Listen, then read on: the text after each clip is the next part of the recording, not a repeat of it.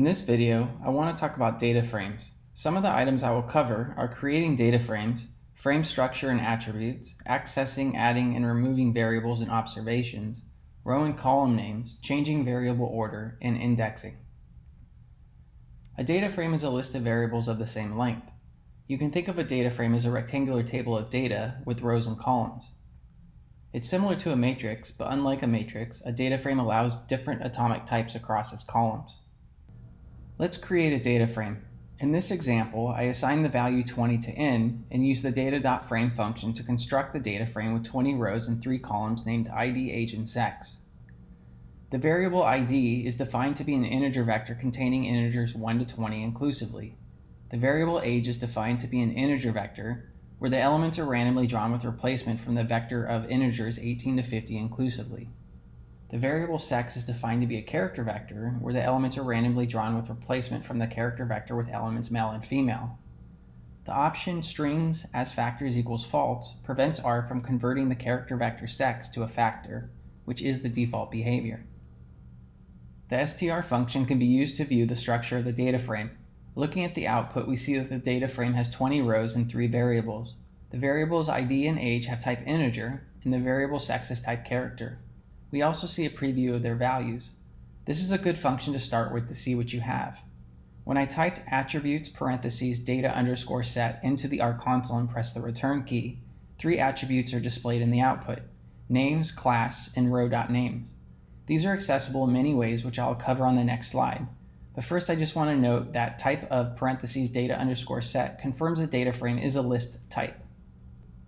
To access the names attribute, you can type attributes parentheses data underscore set $names and press the return key. Alternatively, you can type names parentheses data underscore set. You can also type call names parentheses data underscore set, which ends up just calling the names function anyways. The class function can be used to access the data frame's class attribute as shown on the screen. There are also many ways to access the row.names attributes similar to what we saw with the names attribute. As you learn different data structures, it might be a little bit challenging to keep everything straight from memory, but the type of class and attributes functions will help you keep things in order. The columns of a data frame are called variables, whereas the rows are called observations. The $sign symbol is used to access the variables. For example, I previously created a data frame called data underscore set. The data frame has 3 variables: ID, age, and sex. I can access them individually using the $sign symbol as seen on the screen. I can also add an additional variable using the $sign and the assignment operator. In this example, I create a new variable named disease underscore status and assign it equal to a vector of 0s and 1s. The use of the sample function here draws a 0 with probability 5 out of 6 and a 1 with probability 1 out of 6. This, of course, was just an arbitrary choice of mine. Assigning null to a variable of a data frame will remove the variable from the data frame. This comes in handy as it prevents from copying the data to create a new data frame without the variable you want to drop. We previously discussed row names and column names when we looked at attributes of a data frame, but here I show an example using the row names and call names functions to view and set them. In the first 2 examples, I just viewed the row and column names respectively. In the third example, I changed the first variable name from ID to identifier. Suppose you want to add a column or row to a data frame.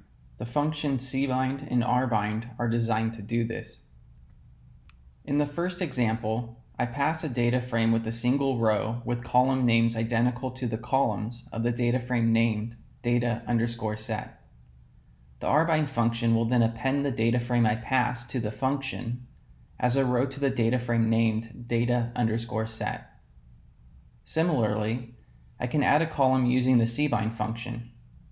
In the second example, I add a column with the name disease underscore status. I just want to note that I rarely ever use these functions because they are slow and typically unnecessary.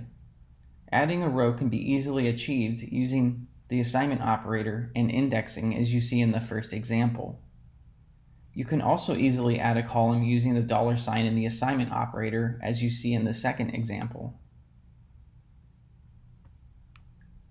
A row can be removed from a data frame using indexing in the assignment operator. For example, suppose I want to remove the last row of the data frame. Since the data frame has 21 rows, I will simply assign data_set the first 20 rows of itself. This removes the last row. In this example, I pass a character vector specifying the desired columns as an index to restrict the view of the dataset. This can also be used with the assignment operator to change the order of the variables in the data frame, as we will see on the next slide. On the right-hand side, I use a character vector to specify the desired order of the columns, and then I use the assignment operator to overwrite the object data_set. This stores the data in the order I want. Let's talk about indexing. A data frame can be thought of as a table or matrix of data, so indexing works similarly to the indexing of a matrix. Square brackets are used, and the first position is the row index, and the second position is the column index. When one of the indices are not specified, R assumes all indices are wanted. Let's look at some examples. In the first example, the element at row 1 and column 1 is returned. In the second example, the entire first row is returned. This is because the column index was not specified, so R assumes I want all the columns. In the last example, the second element in the age column is returned. Logical indexing is a very important tool to understand and use. I've discussed this topic in a previous video, but it's worth highlighting again. In this example, I will bring attention to the issue of NA values.